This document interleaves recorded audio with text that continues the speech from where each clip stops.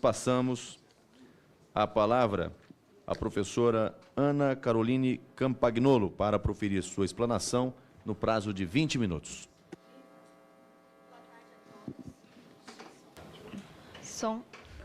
Boa tarde a todos. Eu gostaria de cumprimentar especialmente o presidente pelo convite e também o Dr. Miguel Najib, que lidera esse projeto. O convite da Câmara foi exatamente no sentido de me trazer aqui para provar que existe sim doutrinação.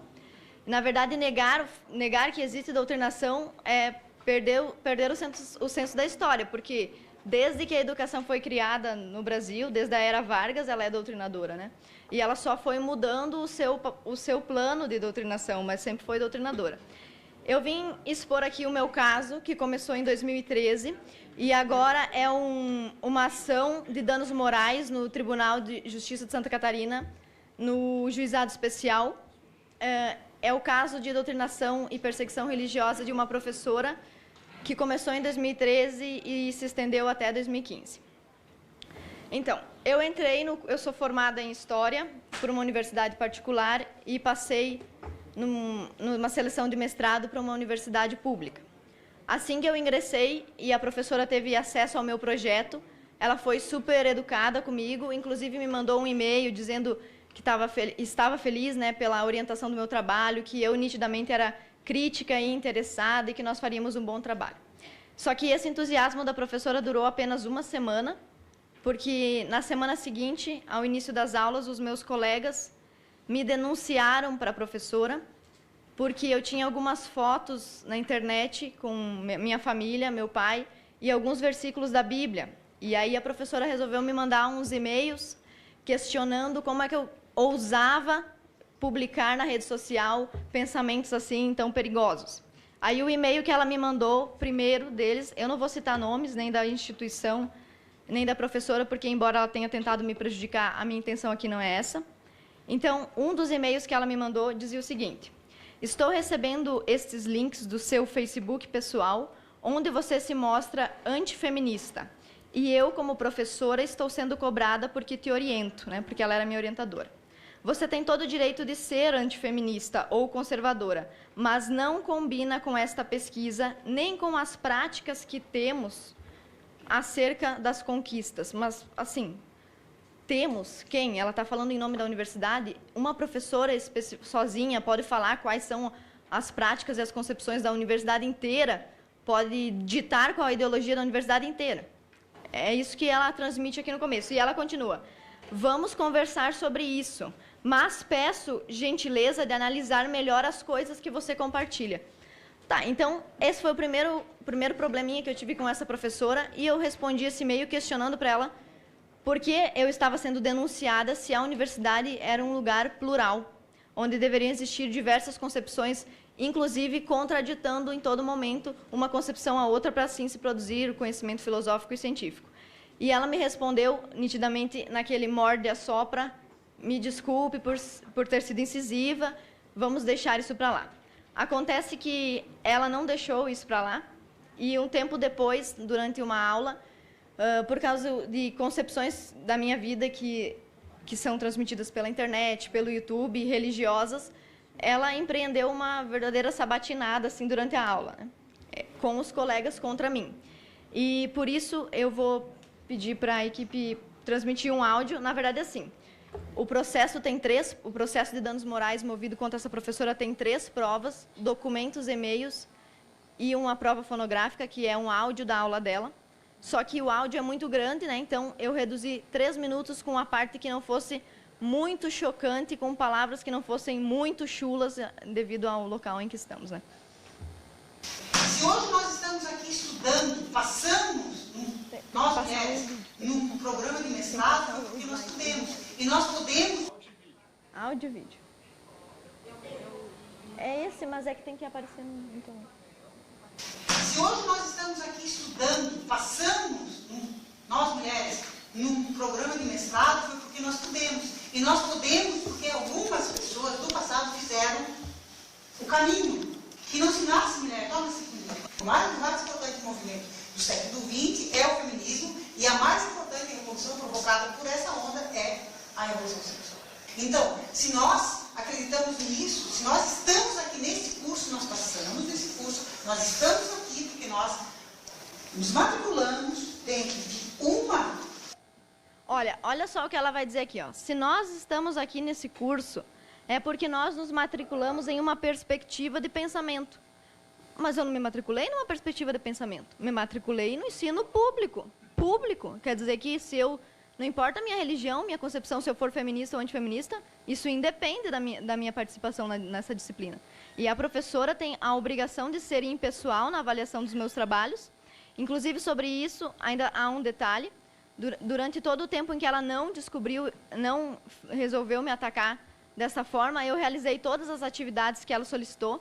Inclusive, ela, sabendo que eu era cristã, uma das atividades que eu apresentei, sem nenhuma resistência, sendo subserviente ao que a professora pediu, era um livro chamado Eunucos por Amor ao Reino, onde eu tinha que explicar para a turma de que forma a Igreja Católica era desde a sua raiz misógina, sendo que eu sou cristã. Então, aquilo ali foi difícil, mas eu fiz exatamente como a professora tinha pedido, não contestei o livro, apenas expus o livro. Respeitei o espaço público de uma forma que ela não conseguiu respeitar o meu espaço privado, tá? Pode continuar, por favor. Perspectiva de pensamento, de uma linha de pesquisa.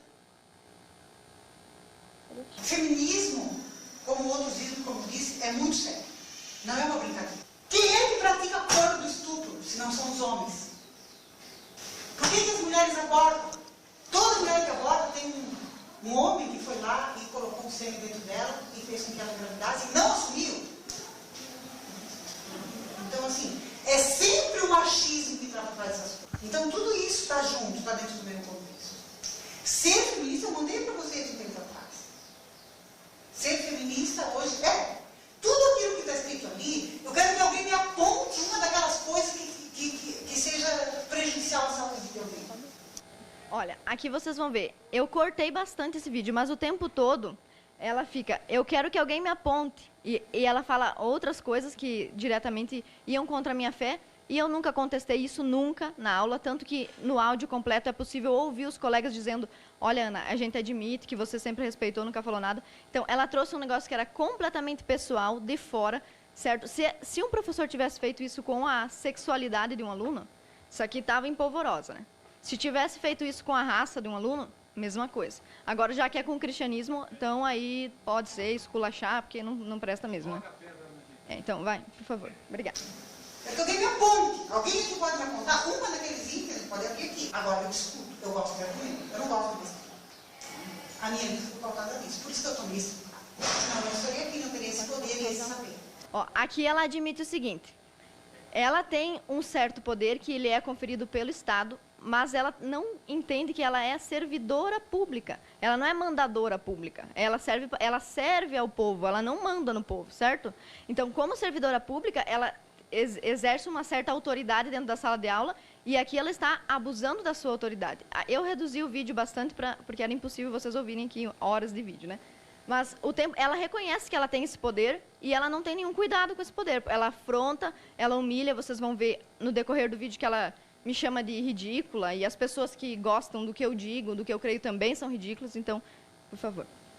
Então, ou eu concordo ou não concordo. Se eu não concordo, eu não venho. Se eu concordo, eu venho. Então eu não posso ficar nesse curso. Aqui não recebe conservadores. A minha sugestão do meu nível de conhecimento quanto a universidades e quanto a estudo é nesse sentido.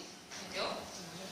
Esse é o que eu sei. Eu não sei, de repente tem uma universidade em história que... Olha, a minha colega, a professora não só participou da humilhação que ela me causou naquele dia, como ela endossou a humilhação dos colegas. Aí vocês estão ouvindo uma colega minha dizer, eu não sei, mas quem sabe você procura uma outra universidade. Mas essa aqui é pública. Como assim que eu tenho que procurar outra? Eu tenho que ir lá pagar uma particular? Isso, digamos que a particular não tem esse problema, mas tem também. Então, olha só, a minha colega está sugerindo isso e vocês vão ver que a professora, em todo momento, concorda com esse pensamento.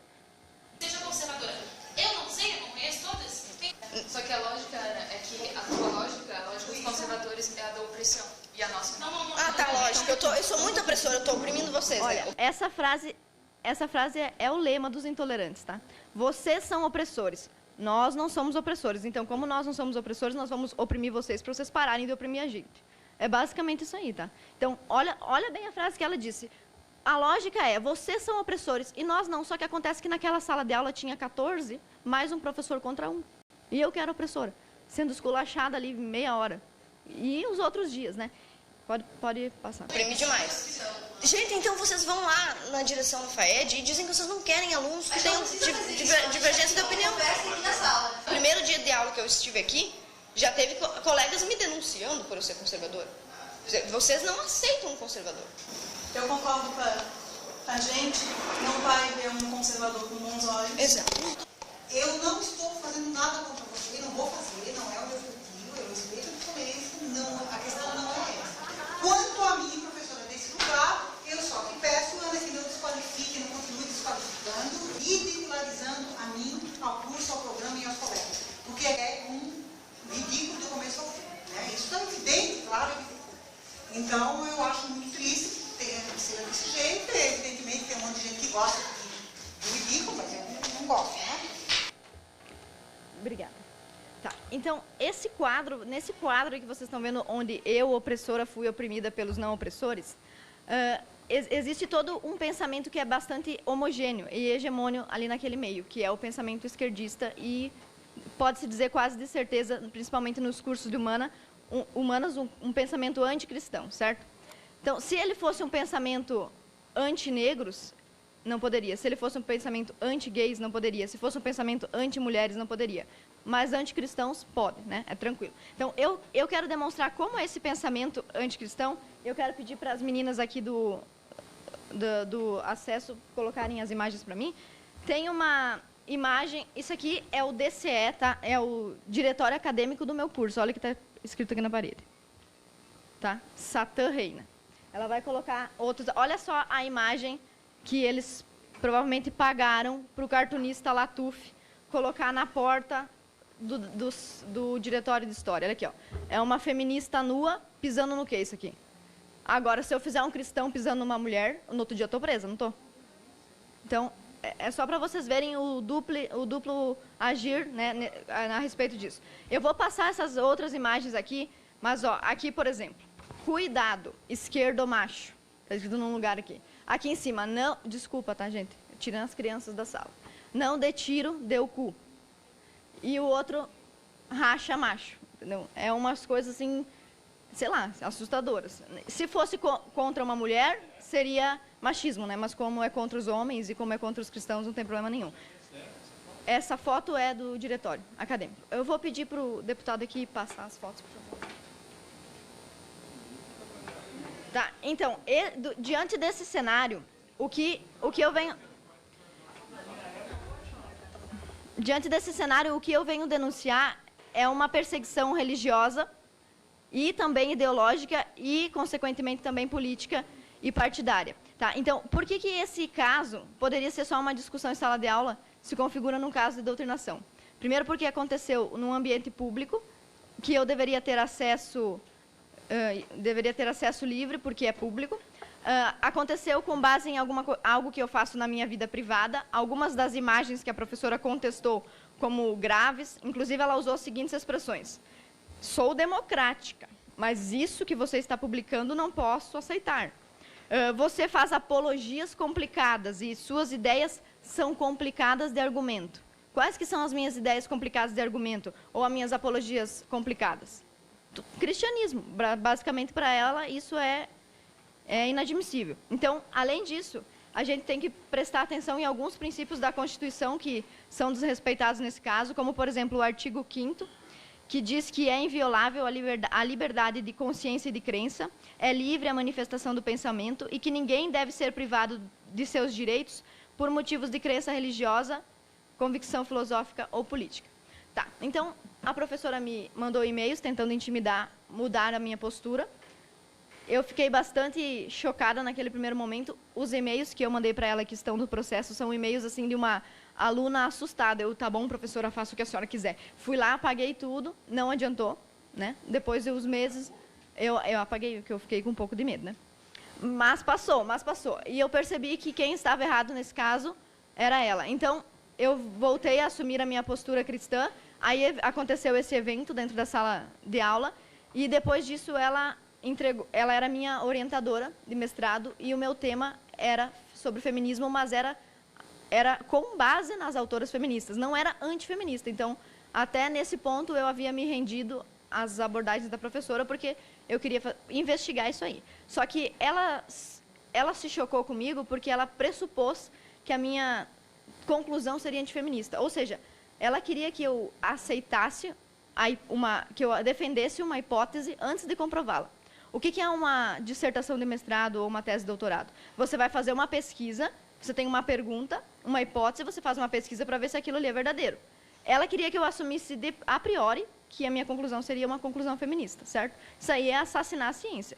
Só que, embora ela tenha feito tudo isso, vários sindicatos, colegas de profissão, enviaram notas e moções em apoio a ela, dizendo que ela era super democrática e super ética. Tá? Então, os professores dizem isso, inclusive os livros didáticos dizem isso. Sempre o discurso é nós somos democráticos, nós somos inclusivos, mas ele só inclui daí quem eles concordam. Quem eles não concordam é excluído, porque não deve ser incluído por ser opressor, como a minha colega disse para mim. Você não pode falar porque você é opressora.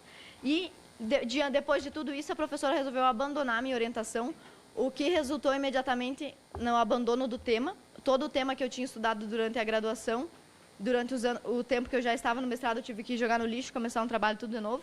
E na troca de orientação, ela entregou um documento lá na secretaria da universidade que diz assim: minha decisão irrevogável de abrir mão da orientação da mestranda se justifica pela incompatibilidade do ponto de vista teórico-metodológico com relação à abordagem do tema selecionado quando do seu ingresso, incompatibilidade expressa em vídeo difundido por mídias eletrônicas de acesso, onde manifesta concepções, olha, isso aqui vocês prestem atenção, concepções do ponto de vista acadêmico que ferem a disciplina que ministro. Então, a disciplina dela só pode ser, ela funcionária pública, recebe dinheiro do seu imposto, que vão para o salário dela, mas na disciplina dela só podem estar quem concorda com as premissas do feminismo, né? E de outras teorias, porque se ela não fosse feminista e, digamos, fosse adepta a outra teoria, ela ia fazer esse mesmo procedimento com outra tese. Tá? Então, depois de tudo isso, eu não aguentei essa pressão da professora e resolvi entrar com um processo de danos morais por ela ter me prejudicado materialmente e moralmente com essas humilhações em público e etc. E aí, na contestação da ação que eu movi contra a professora, fiz uma petição inicial e apresentei sozinha, sem advogado, porque eu quero provar para a professora que eu posso enfrentá-la, não é porque eu não tenho doutorado e não ganho 15 mil que eu não posso fazer isso. E eu entrei com essa ação sozinha, sem advogado, e ela resolveu contestar a minha petição inicial. E na minha contestação ela me chamou. Em vez dela defender-se do fato de ter me agredido, ela me agrediu. E me chamou de racista, homofóbica, sexista, preconceituosa, mal educada, que eu usava palavras de baixo calão no meu convívio particular, sendo que vocês ouviram o que ela disse aqui, né? Ouviram as palavras que estavam aqui, né? Fora as outras que eu direi para não chocar ninguém.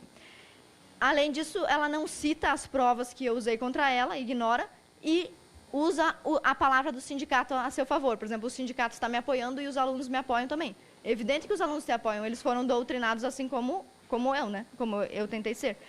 Então, qual é o quadro crítico desse processo? Eu venho aqui para denunciar o que acontece especialmente com a minha religião, que é o cristianismo. Porque, como o cristianismo é a religião mais difundida e com o maior número de adeptos, acaba se tomando a imagem de que é uma religião privilegiada, o que não acontece na realidade da universidade. Quem sempre foi evangélico como eu, sabe quantos coleguinhas riam da gente quando a gente falava que, não, professora, eu não tenho certeza sobre a teoria da evolução. Ah, crente. Sempre assim, crente, não fala com a crentinha. E até hoje, no mestrado, na idade adulta, os colegas, na gravação que tem da professora, eles conseguem fazer insinuações assim, ó.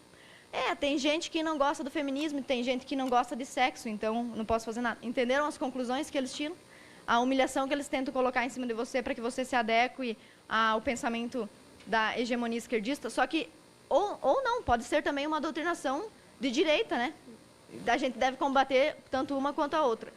E eu não venho aqui falar como uma pessoa inimiga dos professores, porque eu também sou professora, é importante falar isso. Eu sou professora na rede pública, já fui professora na rede privada. É meu tempo? na rede pública e na rede privada, e em momento algum eu fiz isso com os meus alunos, e tanto que eles demoram muito tempo para descobrir, chega no final do ano eles me perguntam, prof, você é ateia como a outra professora de religião? E eu sempre respondo, eu acredito em Deus, mas isso não é assunto para aula. Eu sempre fiz isso, e se eu sou capaz de fazer, eu acredito que a minha professora também podia ter respeitado as minhas concepções ali naquele ambiente. E... Pode, se precisar de mais 5 minutos, essa presidência lhe concede. Então, eu só vim aqui mesmo para apresentar o meu caso, para que sirva como contestação daqueles que dizem que não existe doutrinação na escola. E, inclusive, convido os deputados a pesquisarem, procurarem outros alunos que tenham passado pelo mesmo, para que possam esboçar a complexidade e o tamanho desse problema na educação brasileira. Obrigada.